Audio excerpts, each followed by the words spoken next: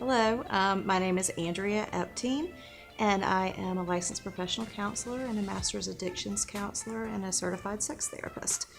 I am the founder and managing director of HUGS, Heads Up Guidance Services, and the owner and clinical director of Resolve Strategies, LLC. Resolve Strategies, LLC is a organization that focuses on the identification and effective treatment of all trauma-induced behavioral addictions, also known as process disorders.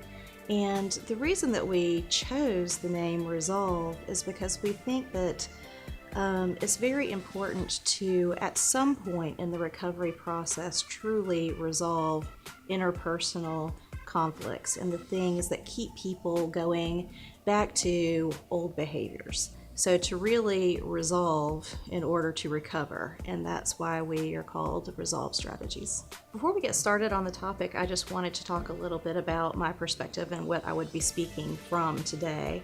I'll be coming from a place of 20 years experience in the field and working specifically with eating disorders and process addictions.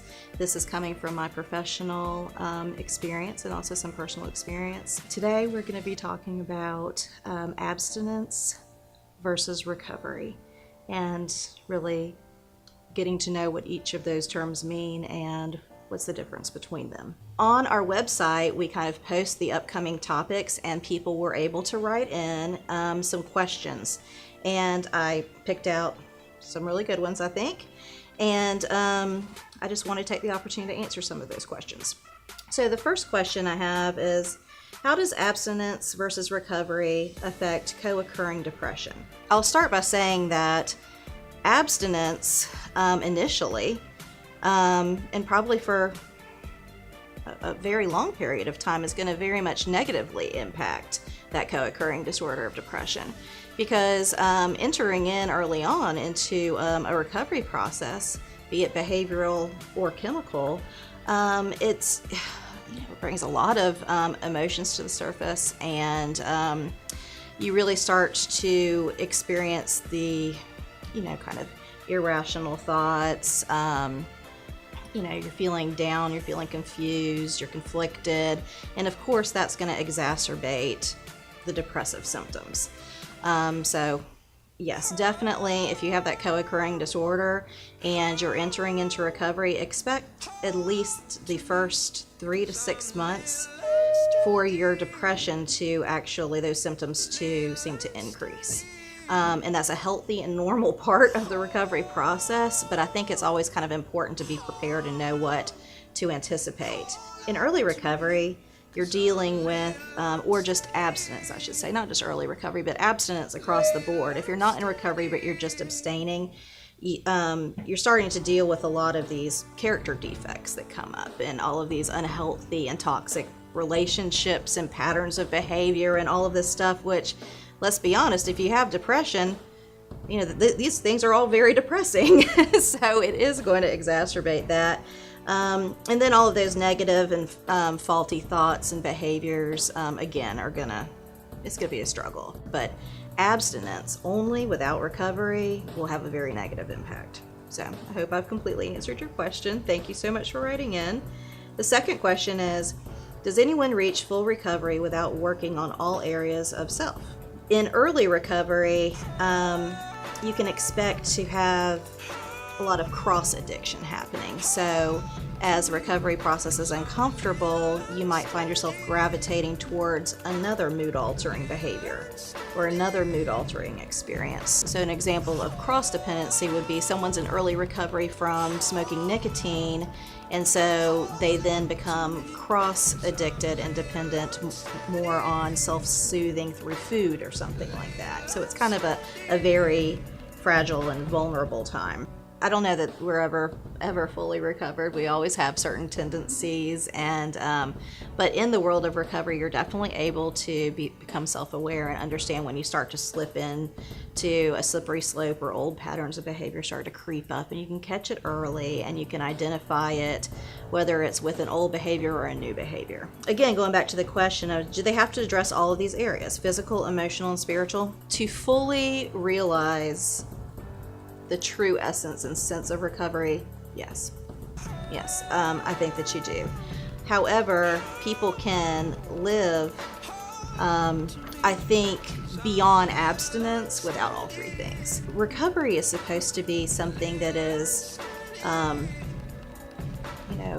serene and wonderful and peaceful, and something that is like when you're in recovery, you can manage life again. You can manage life on life's terms. You can get through the day, and you can function, and you can have hope for the future, and you can have all of these things. You can have a personality again. You can have an identity again. You can have a sense of humor, and you can stop taking yourself so seriously. You can have all these wonderful things in recovery, and that is the goal.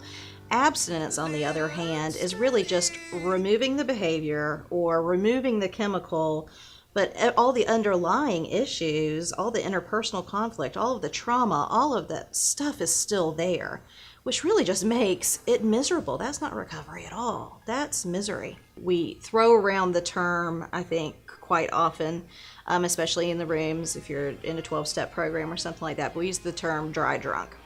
That basically means what I'm describing, where all the character defects are still there, all of the anger, all of the rage, all of the depression, all the disappointment, all of the victimization, everything is still present except the one thing that you had to make that better.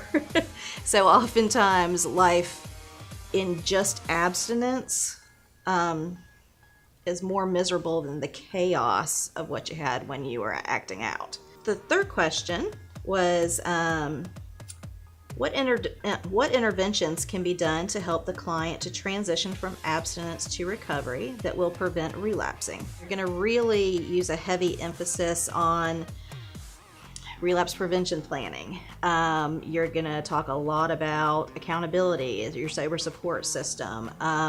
But as far as interventions, I would say cognitive behavioral therapy, motivational interviewing, helping someone through the process of the 12 steps and really understanding powerlessness, unmanageability, and identifying a power greater than yourself that's going to restore you to sanity, that gets rid of that need to white knuckle it, because what you have established at this point is you can't handle not acting out in this behavior without assistance. And in that higher power, and that assistance can be offered through several different avenues, and it's the act of establishing that in both a physical sense and a spiritual sense. And so I love the first three steps. I can't, it can, he can, I think I'll let it. And so I think that's, something you really want to focus on, and then identifying negative, unhealthy, and toxic people, places, and things, and some of the things they're really going to have to be willing to permanently change. I think with behavioral addictions, there's this, and when you have a prolonged use or misuse of behaviors over time, this stuff becomes very, very ingrained. And some of it is ingrained in even a survival sense. So we're talking about food, we're talking about sex, which means stay alive, reproduce, do all of these things. So these are like very hardwired things.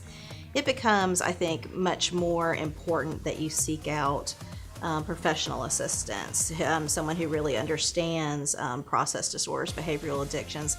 And I think it just really depends on the individual. It depends on, honestly, a lot of neuroplasticity, which is a physiological word, but in the mental health field, we call it resiliency. So there's lots of reasons why somebody might be more resilient than someone else. And there's obviously a genetic component there too. So some people are able to enter into recovery more easily than others. The next question is, what is the family member's role in their loved one's addiction recovery?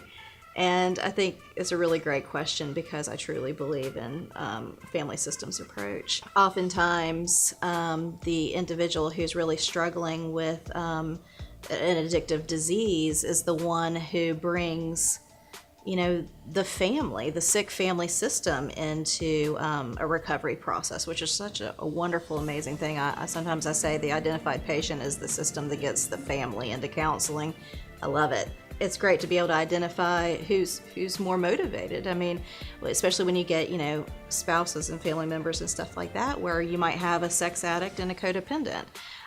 Sometimes the codependent's made more progress than the addict, and sometimes the addict has made more progress, but it's a great opportunity to get the whole family, the whole couple into long-term recovery where life makes sense again. Initially in the recovery process, the family's job is to get out of the way. Get out of the way. Let the person who is struggling with this disease find out how much they're truly struggling. So you need to get out of the way, stop enabling, allow them to feel the full weight of their natural consequences that are brought on by their disease. It's a really important part of the process to let somebody get out of the way enough to let somebody see how bad they really do need help, and let them get the help that they really need from unbiased parties. So that's another thing I love about counseling, is because it's unbiased. I really love, we do a great workshop at Resolve Strategies, and it's a codependency workshop that we do 2 times a year, and working with the family members who have been so significantly impacted by the process addictions of their loved ones. It's a really healing and amazing experience. And again, even if your loved one's not ready to get well, why not you? Why not you start the process? The next question is, what are common motivators for recovery? Common motivators for recovery are consequences. So, I mean, nobody wants to put down the one thing they perceive helps them cope with life if there weren't consequences that came away from it. One of my favorite definitions, I guess, of addiction is it's a pathological relationship to any mood-altering behavior that has life-damaging consequences. What are the benefits for professional support, or pitfalls? There's a lot of benefits. I don't think there's any potential pitfalls for pulling together a sober support team and a treatment team that understands specifically what you've been through, the development of your disease, your family history, and all of that, so that they can really come together to recommend a level of care that will be effective for you. That's important. It's important to understand that it's not about willpower. You have to really find out what level of care you need. I mean, you probably need a 12-step program. You probably need individual counseling. You probably need family counseling at some point in the process, or marital counseling at some point of the process. Group support, group counseling, accountability partners, church. We need a lot of these things in place. The professional team that you put together is going to really take you a long way and help you establish the level of care that's going to be effective in treating your disease. Because like I said, it's not willpower. It's not. It's about getting the dosage that you need to actually to address the issues. And so by dosage, I mean what level of care, how can we surround you and support you, and to what level do we need to do that. So I can't really see any pitfalls for that amount of support. So I think this is the last question. Which is more appropriate or important, abstinence or moderation?